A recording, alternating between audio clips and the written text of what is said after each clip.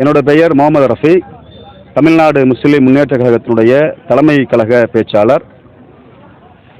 தமிழகத்தினுடைய கடந்த சில மாதங்களாக வரலாறு காணாத கடுமையான வெப்பநிலை நிலவி வரக்கூடிய இந்த சூழலில், குறிப்பாக கோவை மாவட்டத்தில் என்றைக்கும் இல்லாத அளவிற்கான கடுமையான வெப்ப சூழல், மழை இல்லாத ஒரு சூழலை கருத்தில கொண்டு தமிழ்நாடு முஸ்லிம் முன்னேற்ற கழகம் இஸ்லாமிய பிரச்சார பேரவையின் சார்பாக தமிழகத்தினுடைய பல்வேறு மாவட்டங்களில் இந்த மழை வேண்டி சிறப்பு தொழுகை நடைபெற்று வருவதனுடைய தொடர்ச்சியாக கோவை மத்திய மாவட்டம் தமிழ்நாடு முஸ்லிம் முன்னேற்ற கழகம் இஸ்லாமிய பிரச்சார பேரவையின் சார்பாக இந்த மழை வேண்டி சிறப்பு தொழுகை நடைபெற்றது.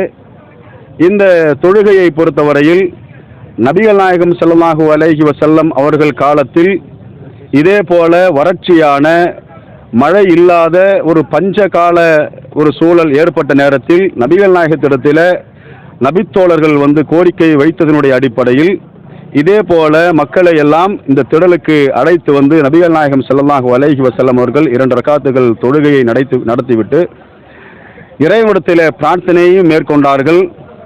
அதன் விளைவாக அதிகமாக மழை பெற்றதாக இஸ்லாமிய வரலாறு நமக்கு சான்று பகர்கின்றது. அந்த அடிப்படையில் அதை முன்மாதிரியாக கொண்டு இன்றைய தினம் கோவை மாவட்டத்தில் எல்லா மக்களும் பயன்பெற வேண்டும், எல்லா ஜீவராசிகளும் பயன்பெற வேண்டும், எல்லா மக்களுக்கும் அடிப்படையாக இந்த நீர் ஆதாரமாக மழை நீர் இருக்க வேண்டும் என்கின்ற அடிப்படையில் எல்லா மக்களுக்குமான பிரார்த்தனையில் தமிழ்நாடு முஸ்லிம் முன்னேற்ற கழகத்தின் சார்பாக ஏற்பாடு செய்யப்பட்ட இந்த சிறப்பு தொழுகை பிரார்த்தனையில் ஏராளமான ஆண்களும் பெண்களும் கலந்து கொண்டார்கள்.